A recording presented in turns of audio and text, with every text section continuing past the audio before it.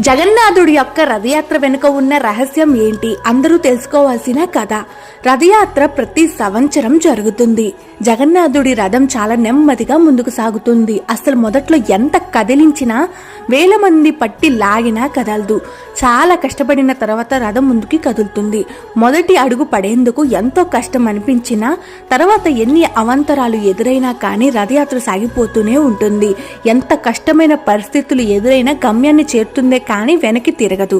అలా ఏ పని ప్రారంభించినా, ఆధ్యాత్మిక సాధన చేసిన ఆరంభంలో అడుగు ముందుకు వేయడం చాలా కష్టంగా ఉంటుంది. కానీ అడుగు పడిన తర్వాత గమ్యాన్ని చేరే వరకు ఎలాంటి ఆకర్షణలకి లోను కాకూడదు. నిగ్రహంతో లక్ష్యాన్ని సాధించాలి. నెమ్మదిగా అయినా పర్వాలేదు, కానీ సురక్షితంగా గమ్యాన్ని చేరుకోవాలి.